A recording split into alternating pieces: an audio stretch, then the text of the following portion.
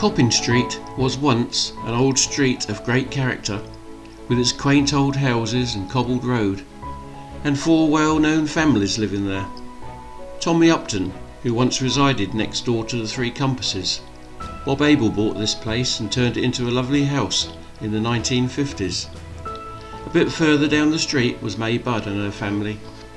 A few yards further down the street, at number 7, were the Harris family, and opposite was Johnny Budd and his family, with Terry Frank's tackle shop and gun shop at the bottom of the street on the corner. A quaint street with some great well-known characters. I'm going to give a brief recollection of the Harris family and their part on Dill Beach, of which Coppin Street played its part in the history of Dill.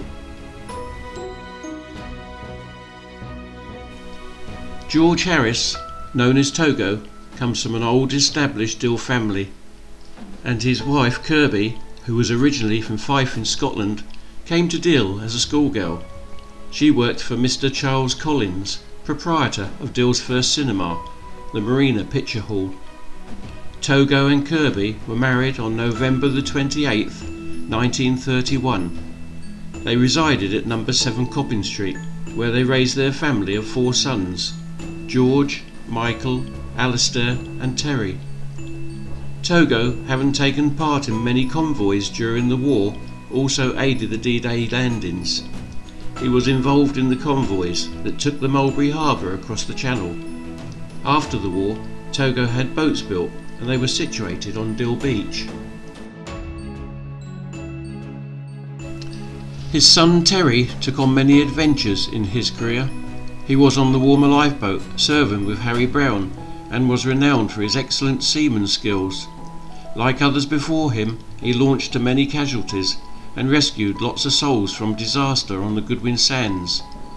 His career was wide and varied, and he held lots of certificates to do with work at sea, stories which we could talk about for hours. Growing up, and frequent customers of the Star and Garter Inn, myself and Terry used to sit in the pub with a beer and fag at the age of 12. We kept our noses clean and never got out of place. Terry had, as I remember, a double sculler on the beach. It was on a calm early Saturday morning when he asked me to help him pull it down the beach.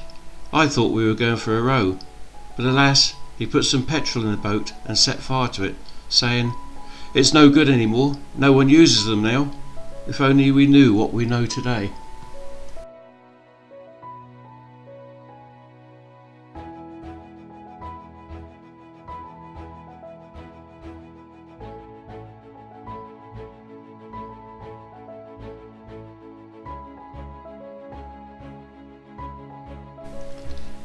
Terry and his father George Harris ran the motorboats Kirby and 4 brothers.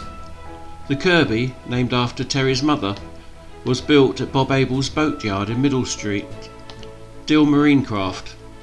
She was a fine 19-foot clinker-built boat, specially designed to work angling parties from the beach. She was stationed at the top of Coppin Street for the first couple of years of her life, but with the beach constantly being eroded, she eventually moved next to Bill Bailey's boats opposite the Star and Garter Inn by the Royal Hotel. Togo had another clinker-built boat built at Anderson, Rigdon and Perkins. This was built at their Whitstable yard and was designed on the same lines as the Kirby, which caused a bit of controversy at the time with Bob Abel, as the design for the 4 brothers had been taken from the Kirby's lines. The Harris family also had a double sculler and paddle punts. Boats in the 1950s and 1960s were extremely sought after by the visiting anglers, as Dill was renowned for its excellent fishing, and many large catches were made by the anglers. No angler ever returned home with an empty bag. Terry Harris, one of Togo's sons, was like many of us, raised up on the beach and followed the sea line, obtaining his boatman's licence at a young age. Being mainly boatmen that earned their living by taking out angling parties, Togo and Terry were common characters on the beach, the like of which will never be seen again.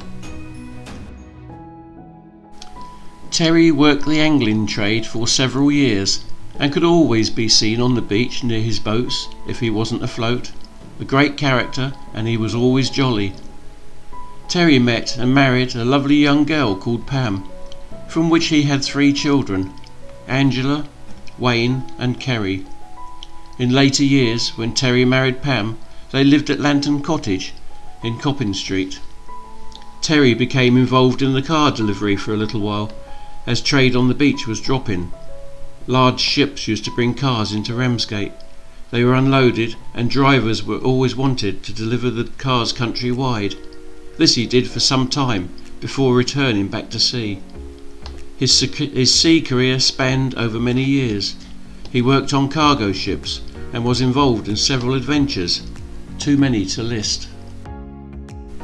Terry was a member of the Warmer Lifeboat and went to sea with Harry Brown on numerous occasions, aiding boats and ships in distress. Nothing was ever too much trouble. His adventures of rescues could tell stories of bravery and hardship, but these were all part of a day's work.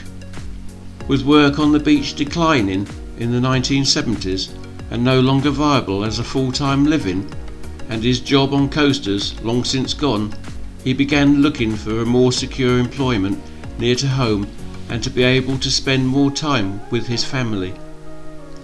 He saw a job advertised by Dover Harbour Board, working on the tugs out of Dover.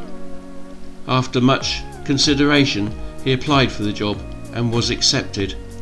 This started a new career for him, and he worked hard at it. He was still a regular character along Dill Beach on his time off, and always happy and always cheerful. It was on a calm autumn day on the 26th of September 1978, at the age of 34, that fate took its hand. Whilst climbing down the iron rails in Dover's inner harbour to gain access to the boat, Terry slipped and fell off the ladder into the boat below. It being low water at the time, the drop was long and ended up fatal for Terry. He passed the bar on this terrible day, a sad loss to all that knew him, but he has never forgotten. He and his family made a mark in Coppin Street and on Dill Beach, and Togo and Terry were well-known charter skippers, again characters like so many others gone before them that will never be replaced.